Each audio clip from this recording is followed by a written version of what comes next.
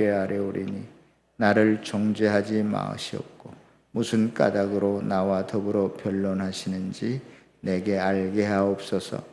주께서 주의 손으로 지으신 것을 학대하시며 멸하시고 악인의 빛을 비추시기를 선히 여기시나이까. 아멘.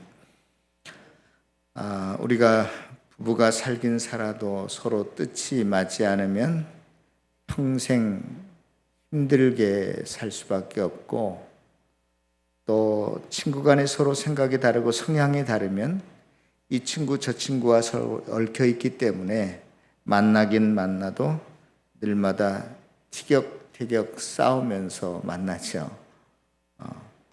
형제 자매 간에도, 심지어 부모와 자식 간에도 생각과 성격이 비슷하면, 잘 맞으면 더 잘 사이좋게 지낼 수 있지만 생각과 성격이 다르면 아무래도 좀 서먹하게 지낼 수밖에 없습니다. 이처럼 하나님과 우리와의 관계도 이미 우리가 하나님의 백성이 되었고, 또 하나님의 자녀가 되었고, 하나님의 신부가 되었고, 하나님의 양이 되었습니다. 여러 가지 성경은 비유로 하고 있는데, 서로의 뜻이 다를 때는 마치 자기 나라 대통령인데도 늘 욕하고 불평하는 사람처럼, 부부간에 살아도 각방을 쓰는 사람들처럼, 사이가 별로 좋지 않은 형제들처럼, 양이 목자를 따라가기 싫어서 고집 부리고 딴 데로 가려고 하는 것처럼 평생 불편하게, 힘들고 어렵게, 불행하게 지낸다는 사실을 알아야 됩니다. 사람과 사람 사이가요, 돈 때문에 혹은 자식 문제 때문에, 건강 때문에 좋아지고 안심이 되고 그것이 나빠서 틀어지고 불행해지는 게 결코 아닙니다. 그것은 핑계이고 착각일 뿐이에요. 부부간이든 친구간이든 자식간이든, 심지어 우리와 하나님과의 관계에 있어서도 돈이 있고 없고, 건강이 좋고 나쁘냐에 따라서 어떻게 되는 것이 아니라, 마음이 안 맞으면, 뜻이 다르고 생각 가치관이 다르면 정말로 가까워지기 힘들고요, 또 함께 살기 힘들고, 서로가 서로를 탓하고 불평하고 원망하고 그렇게 살아갈 수밖에 없죠. 이와 비슷한 경우가 있는데, 바로 저와 여러분들이 읽은 오늘 욥기 10장 전체가 그렇습니다. 욥이 자기를 찾아온 그 빌닷이 도리어 위로하러 왔다가 욥을 비난하고 험담하게 되잖아요. 그래서 오늘 본문 앞장에 보면 그 친구 빌닷의 그러한 험담 비난에 대해서 9장에서 욥이 뭐라고 말하냐면, 나도 네가 아는 정도는 안다. 그 정도의 교리, 그 정도의 일반적인 삶의 원칙, 또 지혜는 나도 잘 안다. 어째 하나님이 우리의 죄를 탓하면 내가 의롭다라고 말할 수 있겠는가? 어찌 인생이 아무리 오라도 하나님 앞에서 의로운 인생이 있을 수 있겠느냐? 그런데 단지 문제는 뭐냐면, 하나님은 지금도 온 우주에 충만하게 계시고, 지금도 산을 무너뜨리기도 하시고, 땅을 가만히 놓고 흔들기도 하시고, 아마 지진을 표현한 것 같다고 제가 말씀을 드렸죠. 해를 명하셔서 뜨지 못하게도 하시는 분이고, 내 앞을 지나가기도 하시는 하나님인데, 내가 내 앞을 지나가는 하나님도 내가 보지 못하고 느끼지 못해서 답답할 뿐이다. 내가 이렇게 하루아침에 폭망했는데 그 직접적인 이유가 뭔지를 몰라서 내가 지금 답답해하고 있다. 그렇게 대답을 합니다. 그리고 나서 빌닷을 향해서 그렇게 말한 다음에, 마치 그 엘리바스 때와도 비슷하게 다시금 이 욥이 이제는 친구를 향해서 하던 말을 그치고 누구를 향해서 지금 말하기 시작했어요? 10장 1절에 보면, 다 같이 1절 한번 다 같이 읽어볼까요? 시작. 내 영혼이 살기에 곤비하니 내 불평을 토로하여 내 마음이 괴로운 대로 말하리이다. 2절 시작. 내가 하나님께 아뢰오리니. 이제는 빌닷을 향해서 말하던 것을 방향을 바꾸어서 누구를 향해서? 하나님을 향해서 말하고 있는 것이 이 욥기 10장입니다. 욥기 10장을 보면 1절에서 3절까지는 요약해서 말한다면 하나님 왜 나를 대적처럼 여기십니까? 그런 뜻이에요. 욥기 10장 1절에서 3절까지는, 또 4절에서부터 7절까지는 왜 하나님 나를 마치 스토커처럼 계속 지키고 계십니까? 그런 뜻이고요. 또 8절에서 17절까지는 하나님 왜 나를 지으셨어요? 차라리 만들지를 마시지, 이 땅에 태어나게 하지 마시지, 그런 뜻이에요. 그 다음에 18절에서 마지막 22절까지는 왜 저를 죽이시지 않습니까? 차라리 난 죽는 게 편합니다. 이러한 하나님께 대한 원망이고 불평이고 하소연입니다. 자, 여러분, 왜 이렇게 욥이 하나님을 향해서 원망하고 불평하고 탄식하고 있을까요? 이 10장을 같이 우리 부목사님들과 공부하다가 제가 질문했더니 너무나 생각이 깊은 분들이라서 이것저것 생각하느라고 대답을 못 하시더라고요. 아주 너무나 간단하고 단순한 것입니다. 왜 지금 하나님과 이 욥이 서로 갈등하고 불평하고 욥이 원망하고 있습니까? 다른 것 아니에요. 하나님과 뜻이 같지 않기 때문에 그렇습니다. 하나님의 계획이 내 계획과 맞지 않는 거예요. 나는 내 자식이 잘 되었으면 좋겠고 나도 망하지 않았으면 좋겠고 건강하게 살았으면 좋겠는데 왜 하나님 나를 이렇게 만들어 버리십니까? 도대체 이해가 안 됩니다. 그런 뜻 아니겠어요? 하나님의 뜻과 내 뜻이 맞지 않습니다. 그래서 지금 불평하는 거예요. 하소연하고 자연스럽게 탄식 소리가 나오는 것입니다. 그러면 우리가 한 가지 여기서 조심할 게 있는데, 왜 이렇게 욥이 불평하고 탄식하고 하나님을 원망하는가? 물론 의견이 맞지 않은데 이 불평과 원망과 탄식을요, 우리가 자칫 잘못하면 욥이 근본적으로 하나님을 불신앙하거나 하나님을 저버린 언행이거나 또 하나님을 부인하는 처사로 보이기 쉬운데 절대 그렇지는 않습니다. 예를 들자면 이런 것입니다. 내 아이가 다른 집 아이가 그 길거리나 놀이터에서 놀다가 갑자기 티격하고 다투는 것을 볼 때 부모로서 다른 집 아이 앞에서 보통 내 아이를 잘못했다고 나무라지만 집에 들어와서는 내 아이하고만 있을 때는 조금 전에 했던 태도와는 확 달라지지 않습니까? 부모가 내 아이를 쓰다듬으면서 왜 그랬니? 어쩌다 그랬어? 걔가 뭐라고 했어? 네가 참은 게 참 잘한 거야. 다음엔 엄마가 그 아이 만나면 혼내줄게 하고 내 자식의 역상을 드는 것처럼, 만일 길거리에서 말이에요, 아파트 입구에서 내 아내가 다른 집 아내하고 큰 소리로 싸우는 걸 보면 보통 우리 시대 남편들 같으면 자기 아내에게 이 사람 가만히 있지 못해? 뭘 잘했다고 큰 소리야 하고 자기 아내를 나무라지 않습니까? 그리고 집에 와서는 여보 왜 그랬어? 그 사람 참 경우가 없는 사람이구만. 상대할 사람이 못 되는구만. 그 사람하고 싸우질 않기를 잘했어 하고 자기 아내 편에 서주고 당신이 훨씬 더 나은 사람이라고 축켜 세우지 않습니까? 내 자식, 내 아내, 내 권속들에 대해서는 다른 사람들 앞에서 야단치고 나무라지만 그렇다고 해서 제가 거짓되고 이중적인 성격이고 그런 사람은 아니지 않습니까? 우리 시대의 문화가 그랬단 말이에요. 그것보다도 더 근본적인 이유는 내 집 식구들에 대한 그런 말이나 행동을 하는 근본적인 이유, 동기가 있다면 무엇이 전제되어 있냐면 다른 집 아이나 내 어떤 다른 집 그 아내보다도 내 자식이나 내 아내는 비교할 수 없을 정도로 다른 집 아이와 다른 그 집 아내보다는 훨씬 더 가깝고 친밀하고 사랑스럽고 내가 무슨 말을 해도 나를 믿고 따를 거라고 하는 그 신뢰감, 믿음이 전제되어 있기 때문에 제가 그런 말을 할 수 있는 것입니다. 이처럼 욥과 하나님과의 관계에도 누구 그 무엇보다도 비교할 수 없는 욥이 하나님께 대한 친밀함, 사랑스러움, 믿음이 그 밑바탕에 깔려 있음을 전제로 하고 있는 불평이고 탄식이고 원망이라는 것입니다. 그럼에도 불구하고 하나님 왜 저한테 이러십니까? 에?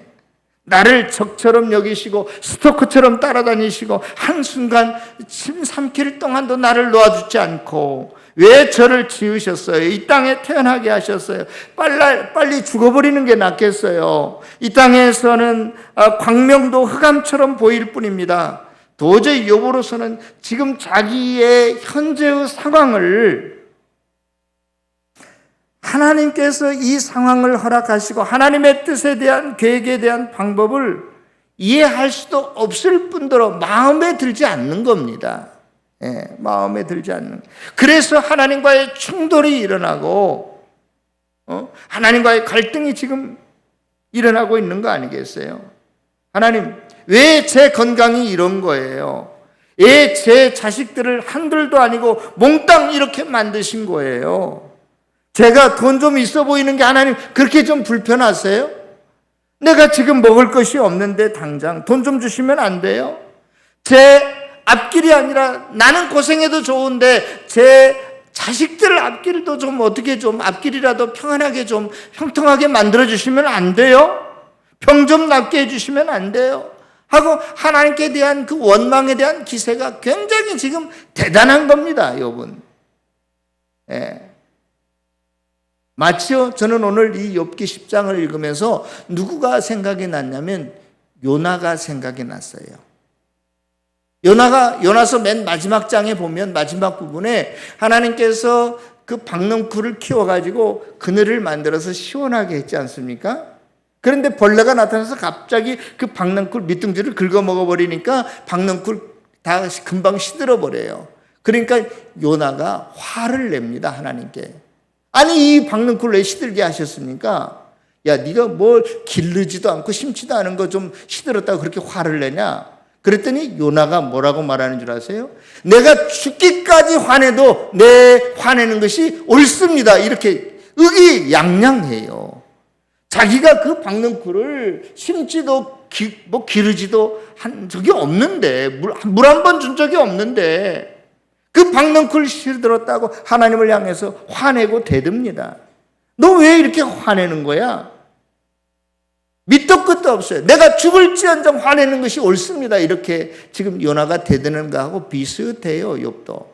하나님, 내가 건강하게 사는 것이, 내 자식들이 좀 잘 되는 것이, 내가 좀 먹고 살만한 것이 그렇게도 하나님 눈에 거슬리세요? 왜 이렇게 나를 갑자기 망하게 하셨습니까? 도대체 이해가 안 됩니다. 그런 거예요.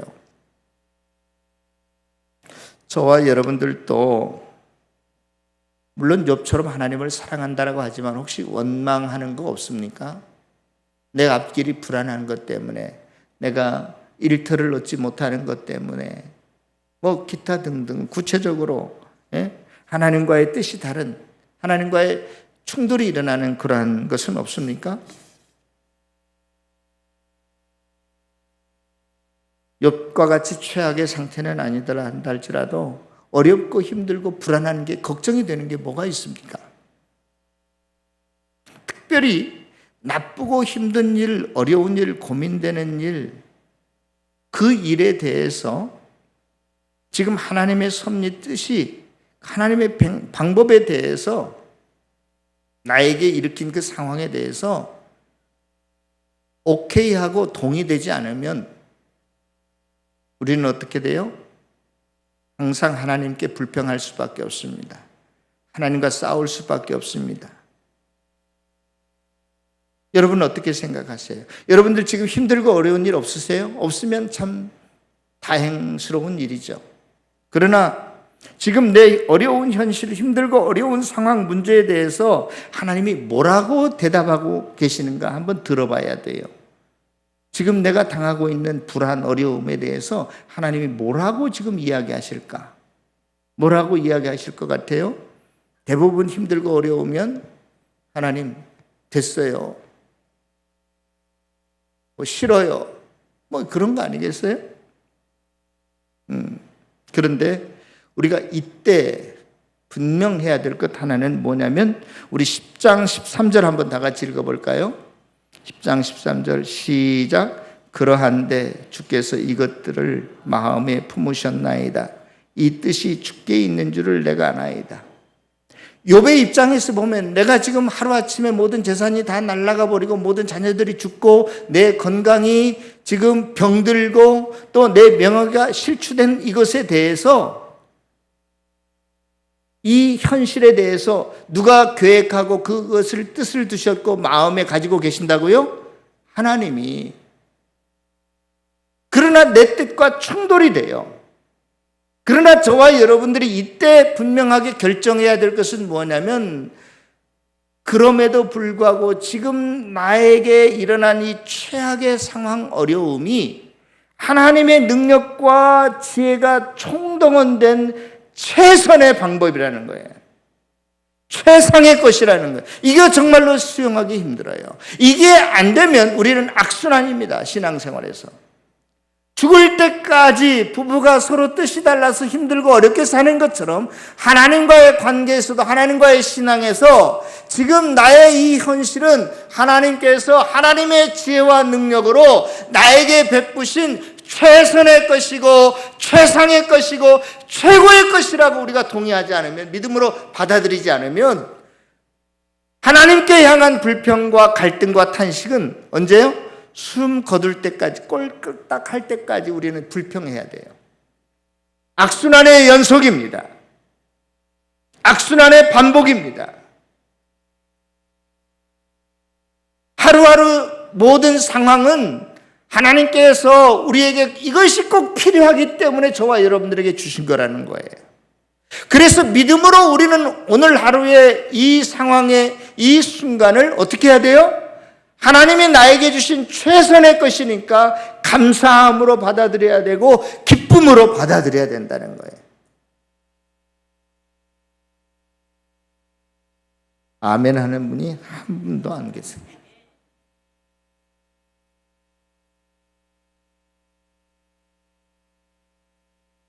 욥처럼 이것을 받아들이지 않으면요, 내 의견이 하나님 의견보다 훨씬 옳다는 거예요.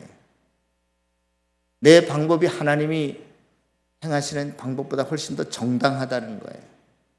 그러니까 늘마다 불평하죠. 하나님이 내 수준에 못 따라오는 거예요. 그렇죠? 예. 하나님은 나보다 낮은 거예요, 수준이. 그러니까 불평하고 평생 원망하면서 살아야 됩니다. 내가 하나님과 충돌할 때, 하나님과 뜻이 맞지 않을 때 해결책 간단합니다. 이것도. 부부가 서로 마음에 안 맞는데도 행복하게 살려면 어떻게 해야 돼요? 어떻게 해야 돼요? 내가 포기하면 돼요. 간단하잖아요. 부부간에 서로 마음에 안 맞고 생활이 좀 불편한데 어떻게 해야 돼요? 내가 포기해버리면 그래도 훨씬 나았어요. 하나님과 우리의 관계가 늘마다 충돌이 일어나고 의견이 안 맞으면 어떻게 하면 행복할까요? 하나님이 포기하시든지 내가 포기하든지 둘 중에 하나 포기하면 마음이 편해져요. 그때부터. 친한 친구들끼리 항상 연초에 모임이 있어서 만나면 각자의 생각들을 이야기합니다. 오늘 올해 우리 교회 표는 뭐고 목표는 뭐고 거창한 아름다운 계획들을 나눕니다. 다들 자기의 비전과 꿈들일 수도 있죠. 저한테 항상 물어봐요. 너는 뭐야? 삼성교회 표는 뭐고 계획은 뭐고. 저는 없다 그래요. 왜 저도 소원이 바람이 없겠어요? 그러나 하나님의 뜻과 충돌할 때 그것이 내 야망이 되고 내 욕심이 되고 내 계획이라면 아무런 의미가 없는 헛일이죠. 아무리 우리가 계획을 세우고 무슨 비전을 만들고 그래도 몽상에 불과하기 때문에 그렇습니다. 여러분, 하나님의 뜻이냐 내 뜻이냐가 아니라 먼저 하나님 자신을 통째로 하나님 그 자체를 받아들여야 합니다. 이거 굉장히 쉬운 것 같아도 어려운 일이에요. 그러나 예수님을 영접한 사람이라면 이미 하나님께서 저와 여러분들을 하나님 나라의 백성으로 삼으셨고 하나님의 자녀로 삼으셨고 저와 여러분들이 뭐 이렇게 못났지만 하나님의 신부로 여기시고 또 하나님께서 저와 여러분들을 기르시는 양으로 이미 삼아주셨어요. 무슨 사건 때문에? 십자가 사건 때문에. 십자가 사건 때문에. 이걸 먼저 전제해야 됩니다. 하나님이 나의 왕이시여, 내 남편이시여, 내 부모님이시여, 나를 이끄시는 목자로 인정하는 게 가장 중요합니다. 예수님이 영접한 사람 이게 이미 다 된 거예요. 다 된 거예요. 그런데 문제는 뭐냐? 그럼에도 불구하고 늘마다 하나님과의 충돌이 일어난다는 거예요. 하나님이 내 마음에 들지 않는 거예요. 그렇죠? 예. 아니 하나님 좀 생각해 보세요. 내가 잘 되는 좀 속된 말로 표현하자면 내가 잘 되는 꼴을 그렇게 못 봐요 하나님. 다른 집 자식들 예수 안 믿는 자식들도 잘만 되는데 왜 내 자식들은 잘 안 풀리는 거예요? 하나님 다른 사람 예수 안 믿는 사람 예수를 조롱하고 교회를 핍박해도 건강하게만 잘 살아가는데 내가 왜 이렇게 꼭 힘든 병에 걸려야 돼요 하나님? 이런 마음이 들어요 안 들어요? 든단 말이에요. 그럴 때 저와 여러분들이 어떻게 해야 되냔 말이죠. 이미 결혼하고 사시면서 내 뜻 먼저 포기하지 않으면요,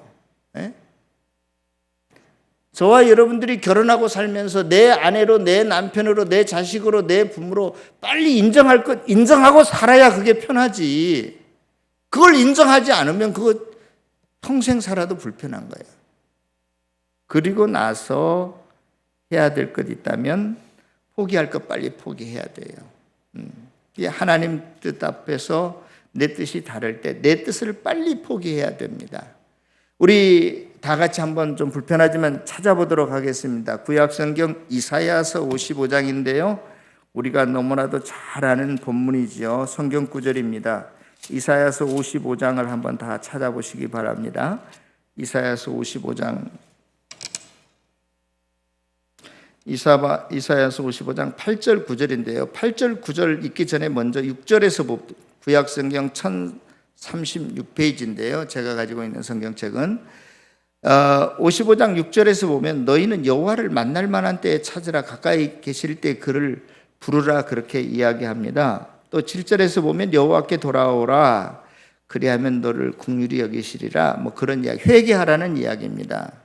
여러분 왜 지금 우리가 여기 이사야서 55장에 보면 하나님을 찾고 회개하라고 말하고 있어요? 왜? 언제?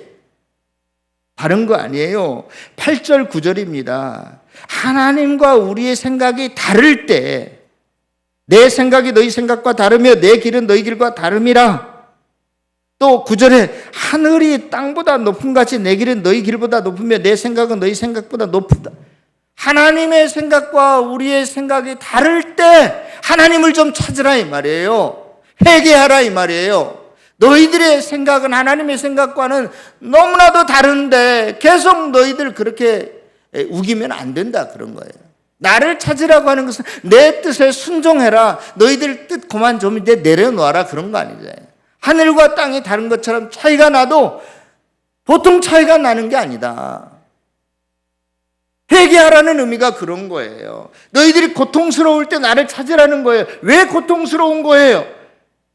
하나님이 이렇게 안 해줬으면 좋겠는데 이렇게 하니까 고통스러운 거 아니에요? 하나님과 충돌이 일어나고 하나님과 점점 멀어지고 그런 거 아니에요? 그러니까 너희들이 다시 나를 좀 찾고 나한테 돌아오라는 것은 내 뜻에 순종해라. 너희들 고집 그만 피우고 그런 뜻입니다.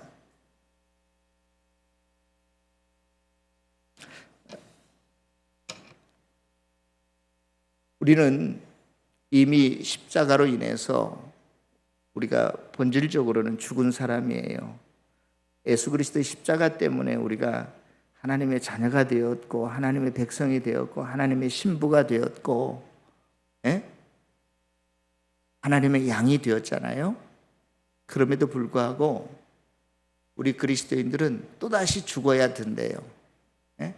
이것은 어떤 생물학적인 죽음을 의미하는 건 아니에요. 그렇죠? 죽음이라고 하는 것은 육체의 죽음이라고 한 번 죽으면 또 끝나는 것이지 그 뒤에 무슨 일이 일어나는 거 아니거든요. 그런데 사도 바울은 갈라디아서 5장 24절에 보면 그리스도의 사람들은 그 정욕과 탐심을 십자가에 못 박으래요. 십자가에 못 박으라는 것은 죽으라는 이야기거든요. 또 고린도전서 15장 32절에 보면 바울은 나는 날마다 죽노라 그랬어요. 어떻게 죽으면 한 번만 일어나면 되는데 날마다 죽겠어요. 그것은 뭐냐? 또다시 내 그 마음 속에서 끓어 나오는 내 야망과 욕심과 죄의 본성이 죽는 그날까지 계속되기 때문에 그래요. 그래서 우리는 매일매일 순간순간마다 하나님과 충돌이 일어날 때, 고통스러울 때 그것을 하나님 앞에 가지고 나아가서 못 박아 버리는 거예요. 그걸 죽이는 거예요. 포기하는 거예요. 그럴 때 하나님의 뜻이 나에 이루어질 때, 내가 그걸 수용할 때 내 마음에 평안이 찾아옵니다. 내 마음에 뭐가? 기쁨이, 내 마음에 감사가 찾아오는 것입니다. 이게 안 되면 우리는 평생 하나님과 싸우면서 살아야 됩니다. 어쩔 수 없어요. 불편하게 살아야 됩니다. 신앙생활이 힘들어요. 하나님의 뜻을 앞세우지 않으면 우리는 평생 고생입니다. 고생길이 훤해요. 시집 한번 잘못 가보세요. 한번 결혼 한번 잘못해보세요. 평생 고생길이 훤합니다. 우리가 하나님과 신랑 신부가 되었는데 평생 고생길이 안 되려면 빨리 내 뜻을 접어야 돼요. 끊임없이 끌어오르는 내 욕심과 야망과 이 세상에 대한 사랑, 이런 것들을 날마다 순간마다 십자가에 못 박을 때, 그게 없어지면 즉시로 내 마음에 뭐가 와요? 평안이, 위로가 임합니다. 불안 대신에 소망이 생겨요. 안심이 돼요. 주님의 십자가로 인해서 내가 어느 상황에서든지 하나님을 향해서 찬양할 수 있고 기뻐할 수 있고 감사할 수 있습니다. 잘 되고 못 되고 아무런 이 세상의 상황이 영향받지 않으면서, 대표적인 예가 하박국 선지자였습니다.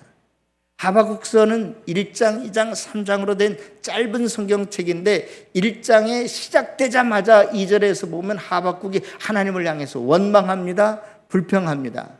왜 하나님의 백성들 사이에 이러한 강포가 일어나고 겁탈이 일어나고 악인이 의인을 삼키고 너무너무나 힘든 거예요. 거두절미하고 하나님을 향해서 막 속삭풀어 쏘아댑니다. 하나님, 왜 우리가 이러한 일을, 고생을, 이러한 상황을 당해야 됩니까?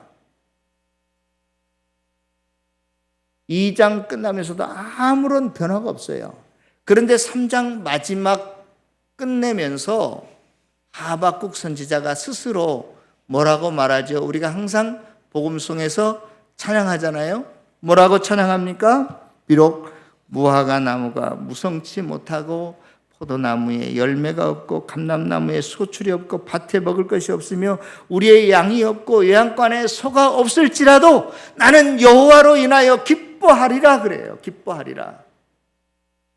그저 하나님의 뜻이 나에게 이루어진 것 때문에 기뻐하고 감사하고 하나님을 찬양할 수 있는 거예요. 저와 여러분들 힘들고 어려울 때마다, 나에게 고통이 찾아올 때마다, 하나님을 향한 원망과 불평이 나도 모르게 탄식 소리가 나올 때마다, 그것은 나와 하나님의 뜻이 다름을 인식하고 내 뜻을 꺾고 포기할 때, 십자가에 못 박을 때 다시금 하나님의 위로와 평안과 감사와 기쁨이 넘친다는 사실을 아시고 하나님과 충돌하지 마시고 하나님께 순종함으로 날마다 행복한 삶을 살아갈 수 있는 모든 성도들이 다 되시기를 주님의 이름으로 축원합니다.